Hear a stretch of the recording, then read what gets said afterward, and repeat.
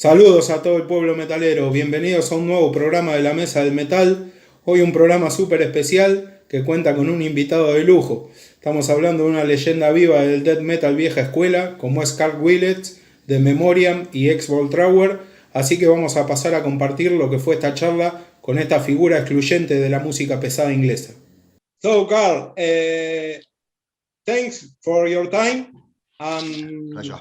And welcome to La Mesa del Metal. And my first question is, what can you tell me about the last album, To the End? Well, you got it. That's good. That's good to see. Yeah, To the End was the product of a lot of hard work. Well, I had very, very little else to do in 2020.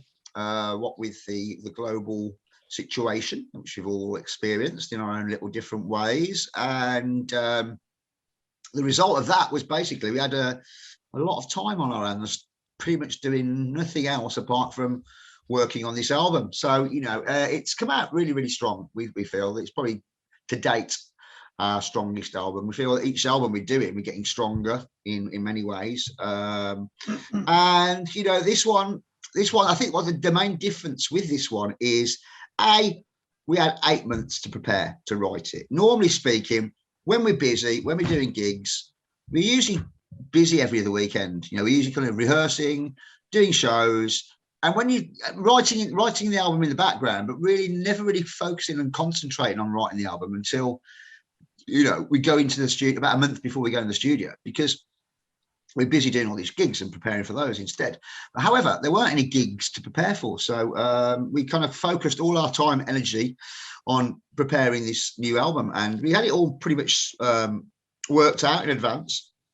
And then pretty much at the 11th hour, we found out that Whale, the original drummer, he couldn't do it because he kind of developed some kind of rotor cuff, it's called. It's kind of like a degenerative kind of like muscle disease in his, you know, in his strain in his shoulder. So he couldn't play drums. So he had to step down from the drum stool. So we had to rush around at the last minute and find a replacement drummer, which we managed to do. And Spike T. Smith is the man. And he kind of like learnt the songs pretty quickly. And we threw him into the studio on his own, and he delivered the goods. And I think, you know, a combination of all these different factors, the fact we had so much time on our hands to do it in the first place, and then we got a new drummer, you know, and we kind of pretty much know what we're doing now. You know, we're that kind of band where we never want to sit back and rest on our laurels. You know, we could have very easily. The last album, Requiem for Mankind, was great, and we had great reviews for that, and we could have easily gone ahead and just done another one of those, really pretty similar in vein. But you know, we are a band that likes to try and test ourselves, and you know, we have got this kind of like creative spark in our kind of like repertoire. We try to do different things, you know, just to keep ourselves, you know, interested more than anything else. And so we did that. Yeah, we kind of like continued that kind of creativity, and we tried out some new different ideas with this album, which we haven't really done before on previous albums. And yeah, all in all, we're pretty pleased with it. It's kind of like gone really well, and been received publicly very, very well as well. You know, but we've got to put ourselves in a difficult position now, because we've got to follow it up with an album that's even better. So yeah, that's the thing when you deliver the goods. I know. Yeah, where'd you go? We've kind of stand it up. We've kind of like backed ourselves into a corner, really. But yeah, but we're confident that we are going to maintain this level of creativity that we've got. So we are at this point, because again, there's not a lot going on. We've got a few UK shows lined up that seems to be still going ahead. Who knows what's around the corner? It's all very up in the air at the moment still. But we've got a few we've got about six UK shows lined up between August and December. But apart from that, you know, all the European shows that we normally do have all been postponed again till next year. So we have got a bit of space and time to start working on album number 5, which we have. You know, we already got 2 or 3 songs roughly worked out, and some kind of lyrical ideas I've got for them, and the kind of a concept for where it's going to go. I mean, right, the whole concept of doing a trilogy, another trilogy, part 2 trilogy, helps me to formulate my general kind of direction of ideas, where I'm going to go with that. So, yeah. Will it be? Yes. Carl, sorry. Yes. Will it be a different trilogy, or will it be part 4? This one. Yeah. The next one. This is what we had. The first 3 albums. Okay, we had For the Fallen, The Silent Vigil, and part 5. Sorry. So that was the first 3, which is the initial trilogy. So this to the end is the first part of the second trilogy. So the next album, yet to be titled, will be number 5, part 2 of the second trilogy. So yeah, we got some clear direction and focus in where we're going with this, and it keeps us motivated and wanting to do it. And yeah, we got something to aim towards as well. So and I say we've got some space and time to do that in, and we are already working on getting it together, which is great. So what about the recording process, or the process about new songs? It's a riff first, and then you get them. That's it. Yeah, it's always about the riff, isn't it? That's what structures the songs. It always has been for me. It always is. I mean, it used to be back in the day before the impact of technology. It used to be sitting around in the rehearsal room and banging out and coming up with a riff, and then working the drums around it, and sitting there with your little cassette player, taping it. So you took it home and had a listen to it, and then put the words to it. But now it's all done on. Yeah, we do it. Scott has got his kind of home-based studio set up. We call it Riff Central. That's his studio, and he's got this his vault, his storage vault, the $1 million riff vault, we call it, which is stacked full of ideas and concepts that he hasn't used, and occasionally he kind of stumbles across some of these old ones he hasn't used before, but he's constantly writing and adding to that all the time. And I'm going over there once every week or so, and checking it out, and kind of we formulate the songs in his studio, but it's all based around the riff. And there's always a generic formula, drum pattern written around it. So we've got the idea of where the song is going to go. But then, once it's in Dropbox, we can all have a listen to it, and we get some ideas as to what we're going to do with it. And then obviously the drummer Spike will add his feel, tones and textures to it, and then I will sit around and work on what's the lyrics, a melody. Yeah, absolutely. And that's the way it comes together. It works really well. It's a melody first, and words to suit the melody, or is it words? Okay. Words are always the last thing that go in there. More often than not in the past, throughout my 30 years of doing this, the lyrics, I'm usually writing them. Sometimes I'm writing the words when I'm actually recording them. Sometimes it's that close to the knuckle that I haven't actually got round to writing the words whilst we're in the studio. So I write whilst I'm in the studio recording them.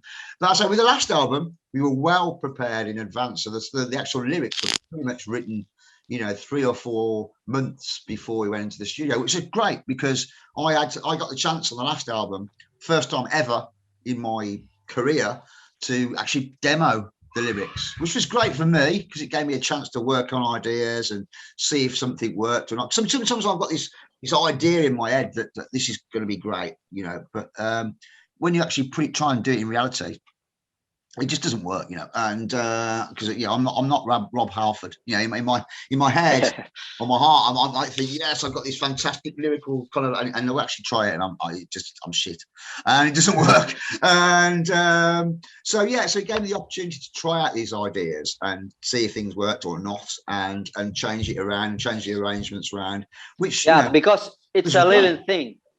Yeah, it's great. It's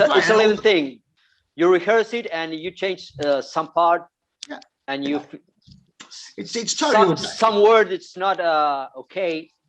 Absolutely, you change it. Absolutely, change it. Even to in the when actually recording, even now, because sometimes what I've written, even in a demo format, it sounds okay. But yeah, I'll sit there in the studio, I'll come up with a slightly better phrasing of something that fits in with the structure of the song a little bit better. So yeah, it's constantly organic, and it's changing constantly until it's actually formalized, and Russ Russell has pressed the record button, and it is then forever captured. Yeah.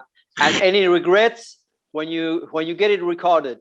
And no. you think, oh, I should have done better. Well, yeah. I mean, you always get that. I think you always get that with everything you do, really. There's always a kind of, you take it away. You think, well, I could have done that a little bit better. But that's something always to work with. Yeah, I think that's the albums that we do. Yeah, for every band in fact, they're a lovely. Yeah, they're a document of that specific point in time. You know, exactly. You know, I think they are. I think sometimes if you work, you can overdo it. You can overproduce things, can't you? You can actually overthink things, and that kind of takes away sometimes a lot of the spontaneity and the magic that's involved in making it in the first place. So yeah, it's a great process. We enjoy going down to Parlour Studios, but that's really for us the key that was missing really. With the first two albums, we were kind of experimenting and trying to find ourselves and get some direction. But when we kind of like went to Parlour Studios for the third album, Requiem, that's when it all kind of clicked for us. You know, we felt, well, this is our kind of like spiritual home. Working with Russ Russell, you know, we've known him for years. But yeah, we really wanted to work with him, but he's always really bloody busy.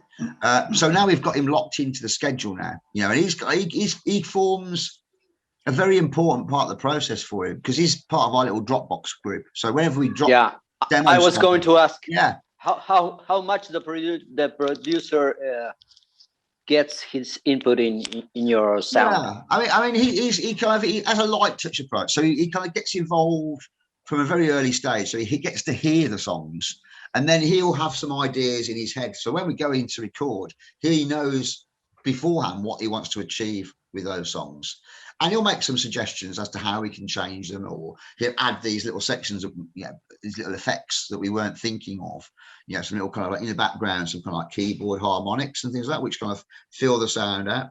Because we're only a 4-piece, you know, and we try to record stuff that we can actually, you know, formalize and play live in a live environment, you know. And because there's only 4, we haven't got a rhythm guitar, sometimes there's a bit of a space there, so he kind of fills out those spaces quite nicely.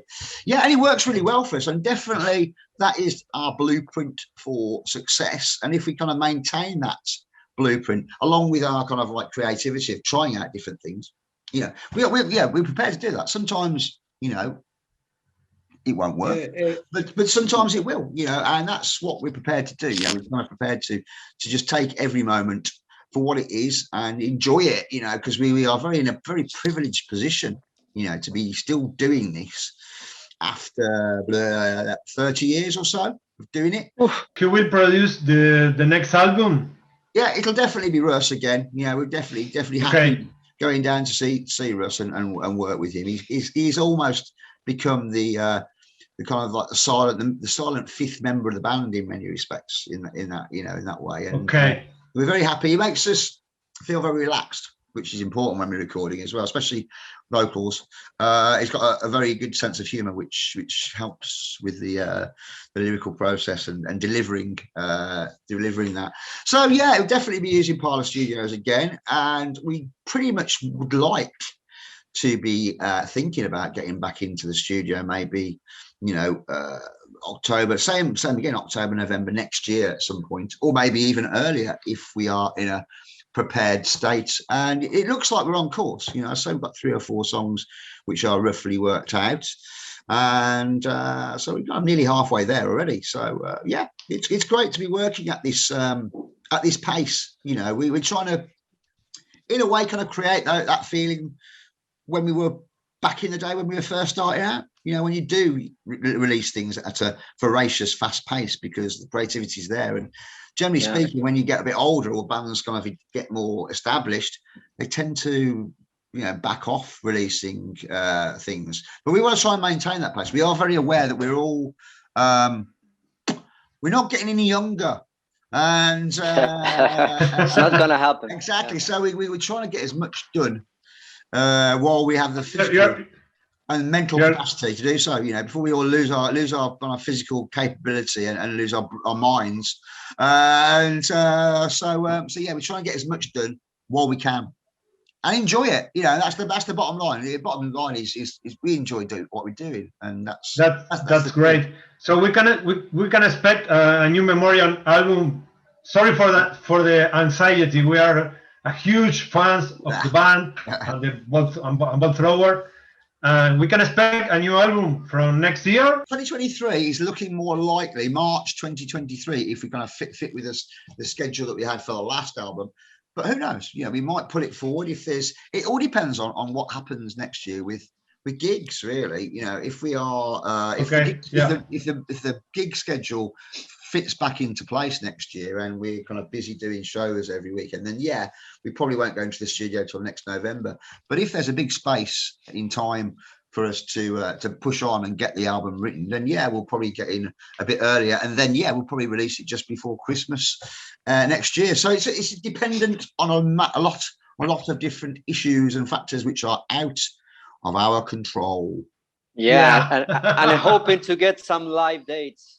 Absolutely, yeah. I mean, this is it. You know, we you know, the last show we did was March 2020, which we did a couple of shows in Denmark, and it was great. You know, and all of a sudden the whole world shut down, and it's not just us; it's everybody on the planet, isn't it? You know, and life as we knew it ceased to be. I think it's going to be different. But yeah, we have got some shows lined up. We're looking forward to doing those if they go ahead. Our first show. A live show will be at just down the road from us. Actually, it's very handy. Probably the closest gig we ever do is, apart from playing Birmingham, is a Bloodstock open air, which is it's only about 45 minutes down the road from us. So yeah, we kind of like I think we kind of main support in the Sophie stage on the Saturday nights, and it's going to be interesting. It's going to be great to see all the people we haven't seen for such a long time and engage with all our fans and followers and friends and people that are involved in the bands. It'd be great to see people. And I think the world needs it now, don't it? We do need that kind of get back to kind of some sense of normality. It's important, you know, because we're all hankering for it. And yeah, we're really looking forward to that. So we do hope it happens. It does look like it will. But it's going to be interesting because all of us that are involved in bands, we haven't played for ages. So we're going to be terrible. I think we're all going to be rubbish. So we've started to rehearse now on a regular basis, which is great because we're rehearsing with Spike, who's our new drummer, and just bring a different elements to some of the older songs as well, which he didn't write. You know, he's done the stuff on this new album to the end, but the older songs that we are still retaining in our live set, the way that he interprets them, he's a little bit different as well. So it's kind of almost like the old songs are like new songs as well. So it's quite an exciting time for us, and the whole process is, you know, hearing the old songs done in different ways is great, you know, and we're enjoying doing it. It's great. And Carl, on this show, what do you think about Scott Fairfax show? It's young blood for the band, right? Yeah, absolutely. Yeah, I mean, it's great.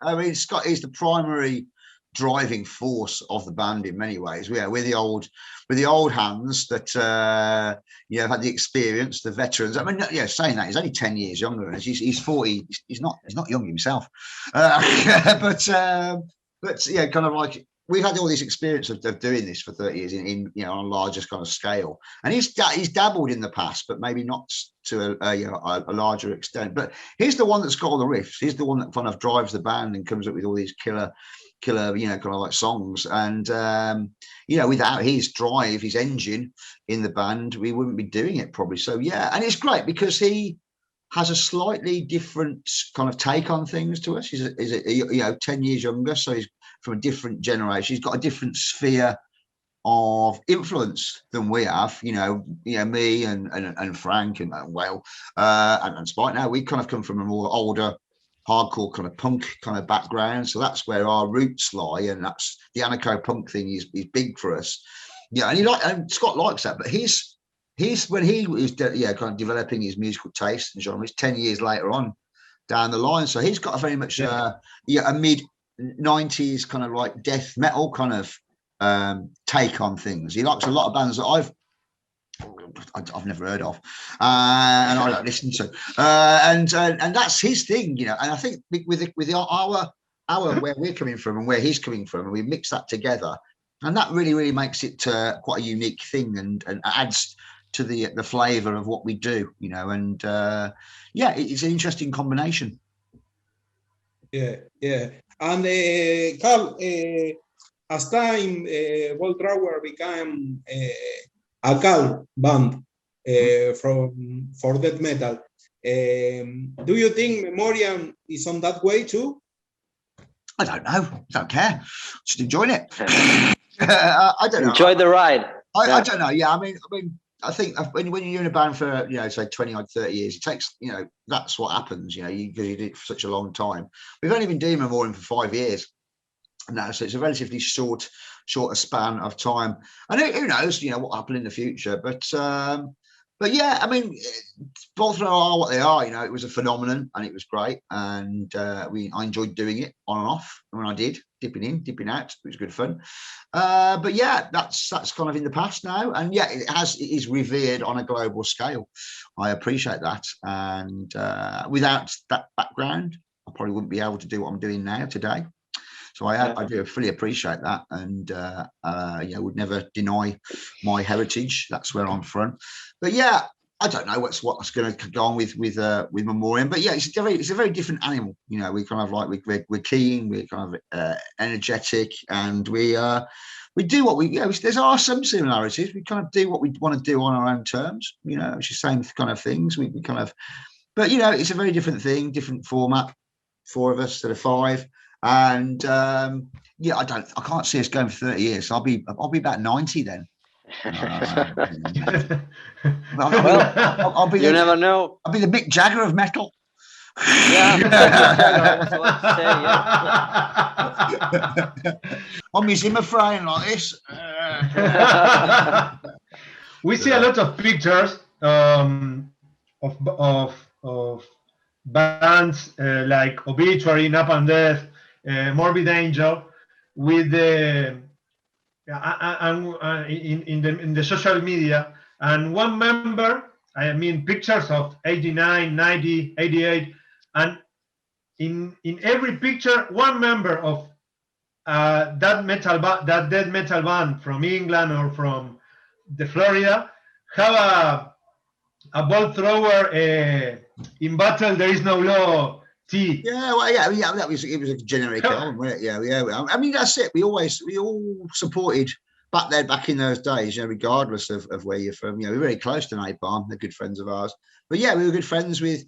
We kind of, because it was a small knit community, we were all in contact with each other quite regularly, and so we built up a good, you know, kind of like a relationship with one another. And it was all very, very supportive and it's like a kind of cooperative kind of in a way. Yeah, we were all kind of like really supported one another by wearing each other's, you know, t-shirts and things like that. I used to wear, you know, Obituary t-shirts all the time, and Morbid Angel t-shirts, things like that, Napalm.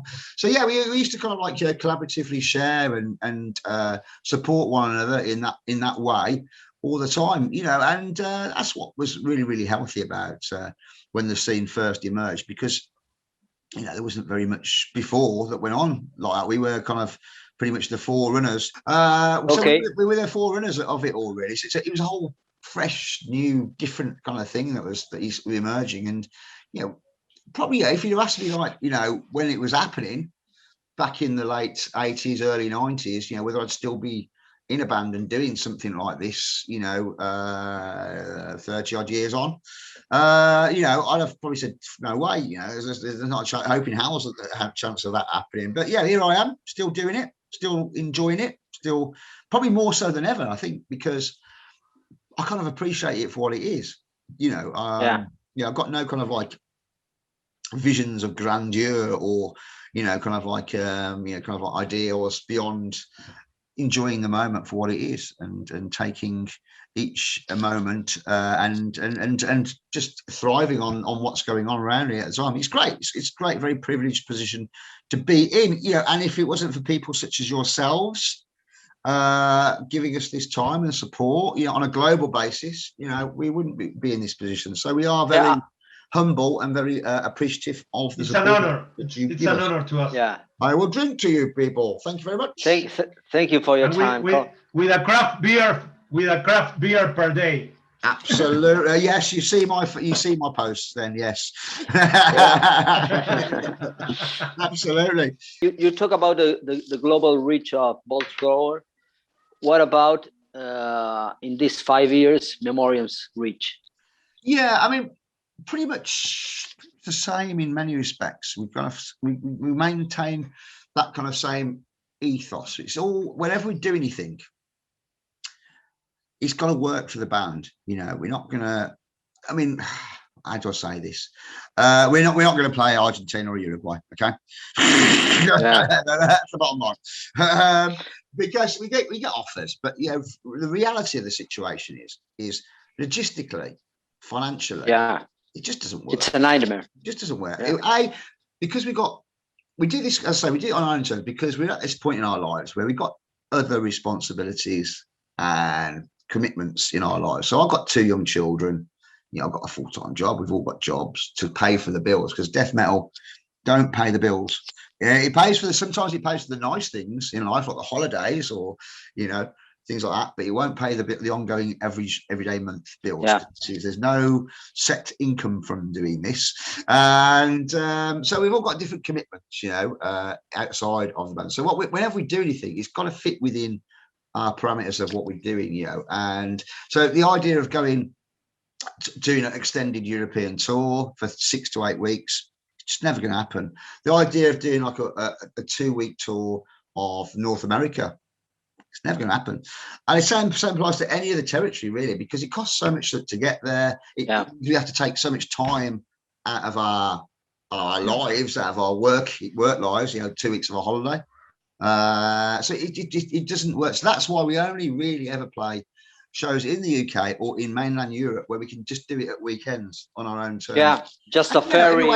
I think we've come to terms with that, you know, and we accept that for what it is, and that suits us fine. Yeah, we did that. We went to America a few times. We went to Australia and things like that. We never got to South America, but yeah, we did that, and it's great. We enjoyed it. It's brilliant, great. But you know, this is at this point now. I can't. It's unless we get a fantastic offer. You never know. You never know. Okay. You never know. But it's looking highly unlikely because, you know, logistically, financially, it's just not worthwhile doing. And we don't do it for free anymore. You know. I understand. We don't do it for the sheer pleasure and the experience of doing it. It's got to be worthwhile me getting out of bed for. Of course, responsibilities. That's the reality of it. Yeah, that's the reality. That's the reality. The real reality of the situation. It really is. You have to make it economically and financially viable to do it, and therefore, on that basis, extended tours and going away for long periods of time. Yeah, it's not going to happen. What bands are you listening now? What bands am I listening to? Oh, well, you know, I get asked that question quite a lot. And the reality of it is that I only really ever listen to old punk, really, you know, old grind kind of like, you know, that's, I'm not that, it sounds bad, I know, but I'm not really down with music that's around today. I just don't get it. Often, whenever I hear a lot of the music that's around, there are some great bands. I know that, but 9 times out of 10, when I hear a band today, I think, yeah, it's good, but I've heard it done better, you know, 10 years ago by the band that did it in the first place. So it's usually a poor. So yeah, I listen to all, you know, Antisects, Amoebics, all the old kind of UK kind of like crustcore stuff. That's really my thing. Killing Joke are usually the band on my kind of like album, on my CD on repeat. But right now, at this point in time, the only album I am listening to is memoriam to the end, because I'm trying to learn the words when we do the gigs. I'm trying to remember the words. So that's the only album that I'm allowing myself to play at the moment until I get the words in my head. That's we're expecting that gigs on YouTube. Absolutely, it's the only way. It's the only way I get to hear it. It's the only free time I ever get is when I'm in my car on my own, driving without the kids around. So that's the only free time I get, and I've got to learn these words. I've got to learn these words. So, your kids are how old are they? I've got a little boy that's 7, and a little girl that's 9. 7. Yeah. Okay. Do they like your music? No, they hate it. Yeah.